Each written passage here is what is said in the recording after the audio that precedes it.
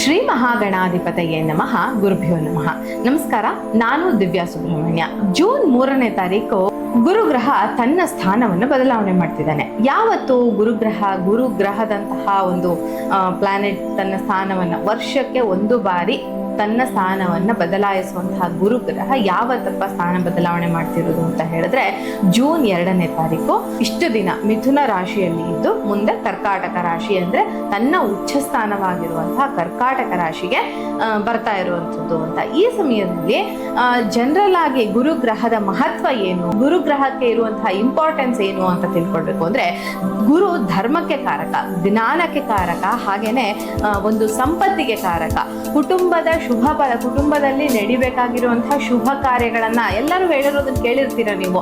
ಈ ವರ್ಷ ಗುರುಬಲ ಇದೆಯಾ, ಮದ್ವೆ ಮಾಡ್ಬೋದಾ, ಅಥವಾ ಏನಾದ್ರೂ ಶುಭ ಕಾರ್ಯಗಳನ್ನ ಮಾಡ್ಬೋದಾ ಅಂತ ಎಷ್ಟೊಂದು ಜನ ಗುರುಗ್ರಹದ ಬಗ್ಗೆ ಮಾತಾಡಿರೋದನ್ನ ಕೇಳಿರ್ತೀರ ಅಲ್ವಾ. ಸೊ ಆ ತರ ಎಲ್ಲ ಶುಭ ಕಾರ್ಯಗಳನ್ನ ಮಾಡೋದಕ್ಕೆ ಒಂದು ಸಪೋರ್ಟ್ ಮಾಡುವಂತಹ ಗ್ರಹ ಅಂತ ಹೇಳಿದ್ರೆ ಗುರುಗ್ರಹ. ಇನ್ನು ಸಂತಾನಾಕಾಂಕ್ಷಿಗಳು ಅಂತ ಏನ್ ಹೇಳ್ತೀವಿ, ಮಕ್ಕಳಿಗೋಸ್ಕರ ಪ್ರಯತ್ನ ಪಡ್ತಿರೋರಿಗೆ ಕೂಡ ಇದು ಶುಭ ಫಲಗಳನ್ನ ತಂದು ಕೊಡುವಂತಹ ಒಂದು ಗ್ರಹ ಅಂತ ಹೇಳ್ಬಿಟ್ಟು, ಆಧ್ಯಾತ್ಮಿಕತೆಯನ್ನ ಹೆಚ್ಚು ಮಾಡಿಸುವಂತಹ ಗ್ರಹ, ದೇವರ ಆಶೀರ್ವಾದ, ದೇವರ ಕೃಪೆಯನ್ನ ತಂದು ಕೊಡುವಂತಹ ಗ್ರಹ ಈ ಗುರುಗ್ರಹ ಅಂತ. ಇಂತಹ ಗ್ರಹ ತನ್ನ ಸ್ಥಾನವನ್ನ ಬದಲಾವಣೆ ಮಾಡ್ತಿರೋದ್ರಿಂದ ದ್ವಾದಶ ರಾಶಿಗಳಿಗೆ ಏನೇನು ಫಲಗಳು ದೊರೆಯುತ್ತೆ ಅನ್ನೋದನ್ನ ನಾವಿವತ್ತು ನೋಡೋಣ.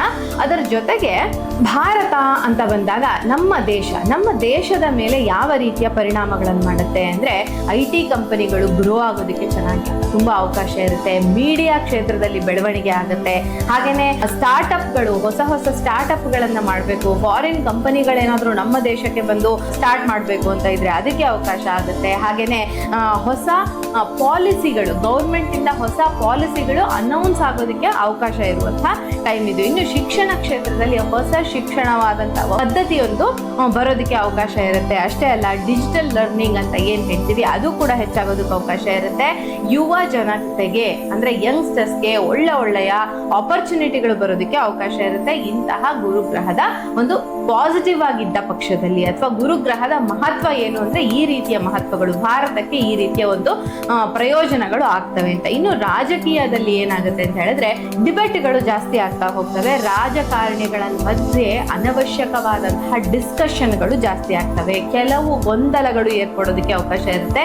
ಅದರಲ್ಲೂ ಕಮ್ಯುನಿಕೇಶನ್ ಇಂದ ಕೆಲವು ಪ್ರಾಬ್ಲಮ್ಗಳು ರಾಜಕಾರಣಿಗಳಿಗೆ ಆಗೋದಕ್ಕೆ ಅವಕಾಶ ಇರುವಂತಹ ಸಮಯ ಇದು. ಪ್ರಕೃತಿಯ ವಿಚಾರಕ್ಕೆ ಬಂದಾಗ ಮಧ್ಯಮ ಮಳೆ ಆಗುವಂಥದ್ದು. ಕೆಲವು ಬಾರಿ ಹೇಗಿರುತ್ತೆ ಅಂದ್ರೆ ಅಸಮಾನವಾದಂತಹ ಮಳೆ, ಅಂದ್ರೆ ಒಂದೇ ರಾಜ್ಯದಲ್ಲಿ ಒಂದು ಕಡೆ ತುಂಬಾ ಜಾಸ್ತಿ ಮಳೆ, ಇನ್ನೊಂದು ಕಡೆ ತುಂಬಾ ಇಲ್ವೇ ಇಲ್ಲ, ಈ ತರದ ಅಸಮಾನವಾದ್ದು ಅಂದ್ರೆ ಅನ್ಎಕ್ಸ್ಪೆಕ್ಟೆಡ್ ಆಗಿ ಕೂಡ ಆಗಬಹುದು. ಮಳೆ ಬರೋದೇ ಇಲ್ಲ ಅಂದ್ಕೊಂಡಂತಹ ಟೈಮಲ್ಲಿ ಕೆಲವು ಸರಿ ಮಳೆ ಹೆಚ್ಚಾಗಿ ಆಗುವಂತಹ ಅವಕಾಶಗಳು ಕೂಡ ಇರುತ್ತೆ. ಬಟ್ ಯಾವುದೇ ದೊಡ್ಡ ಮಟ್ಟದ ಪ್ರಕೃತಿ ವಿಕೋಪಗಳು ಹೆಚ್ಚಾಗಿ ಅಂದ್ರೆ ತುಂಬಾ ಈ ಫ್ಲಡ್ಸ್ ಬರುವಂಥದ್ದು ತುಂಬಾ ಈ ಗುರುಗ್ರಹದ ಕಾರಣದಿಂದ ಹೆಚ್ಚಾಗಿ ಕಾಣಿಸ್ತಿಲ್ಲ ಅಂತ ಹೇಳ್ಬೋದು.